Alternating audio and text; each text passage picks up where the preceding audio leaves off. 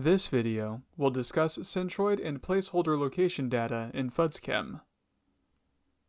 As a best practice, locations should be established in FUDSChem 90 days before sampling begins.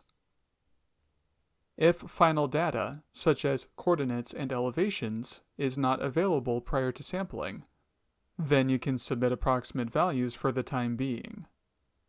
Unknown fields can be left blank and will populate with placeholders, which should be updated when final data becomes available.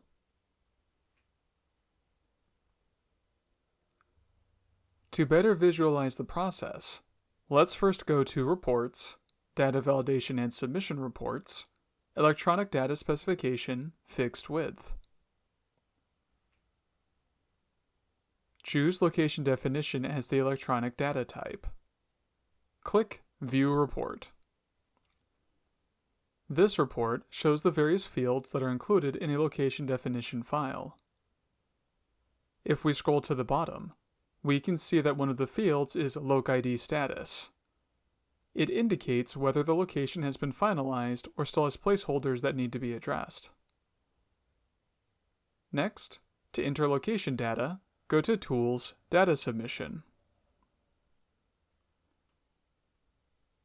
Choose the project and event, and select Location Definition (LDI) as the data type. There are two options to submit location data: Create a file and Upload file. Both options accommodate placeholders. For this demonstration, we will click Create a file. This opens a file editor. Note that the editor does not include the LocID status field. When we create a file, the LocID status defaults to In Progress, signifying that we may have estimated our placeholder data. Therefore, we'll just need to enter our location IDs and any available data that we have. All other fields can be left blank and will automatically populate with placeholders when we certify the file. We go over this process in detail in our location entry alternative workflow video, linked in the description. For this demonstration, we'll set up 3 different locations and cover some of the basics of location data entry. For more details, please review our Loading Locations tutorial videos, linked in the description. Let's enter our first location ID. This location has approximate coordinates and elevations available, so we'll enter these values into the respective fields.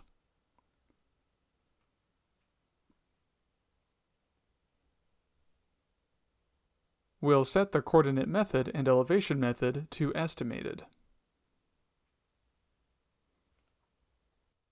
When entering data through the interface, the SRID defaults to the first option in the list. We would need to adjust it as appropriate. As a best practice, let's also update the location description to clarify how these values were obtained. We'll use coordinates and elevation estimated from sampling map. Click Save. Let's add a new record and enter our second location ID. This one does not have approximate data available yet, so we will leave all of the unknown fields blank. However, be sure to update the SRID as appropriate. Click Save. Let's add one last record and enter our final location ID. This is an ISM sampling unit, so we'll set the location type to SU for sampling unit. Next, we'll enter the coordinates and elevation of the sampling unit's centroid.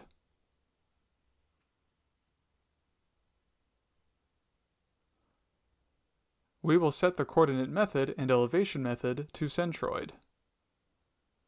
For more information on ISM, please refer to our Best Practices ISM video, linked in the description. Again, be sure to update the SRID as appropriate. Once you have finished editing, click Save. Close the file and click Rename. We'll name this file LDI_CampRichards_placeholders. Next, screen the file for errors. Since several fields were left blank, they will flag warnings by default.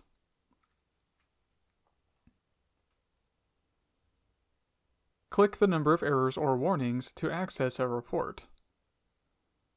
Though warnings won't stop us from certifying the file, these issues will need to be resolved before the locations can be finalized at the end of the project. For now, we will click Certify to send this file into the queue for review. Once you have certified the file, ask your review point of contact to review and approve it.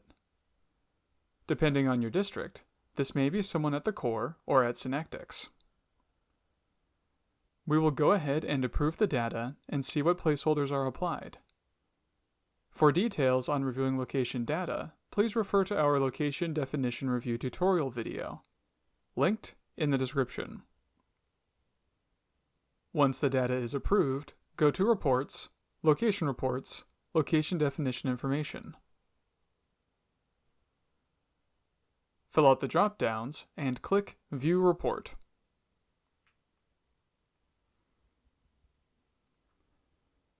We can see that the data includes placeholders such as 0, unknown, and not applicable.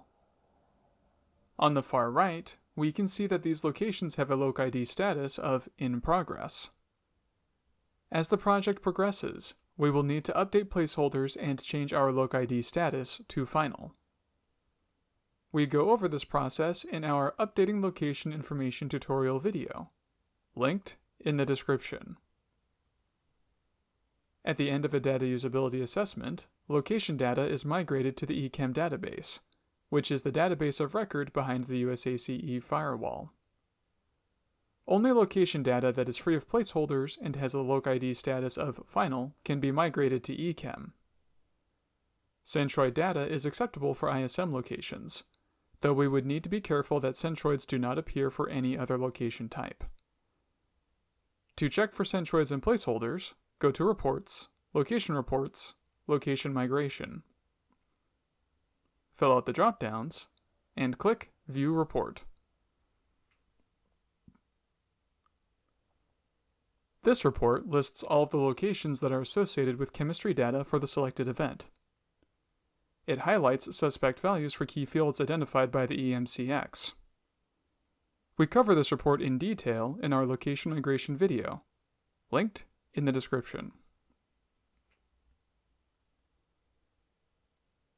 Don't forget to subscribe to the FUDSChem YouTube channel for more tutorial videos. All of the tutorials and playlists mentioned during this video are linked in the description below. Lastly, if you have questions or comments, feel free to contact us at fuds.support@synectics.net. Thank you.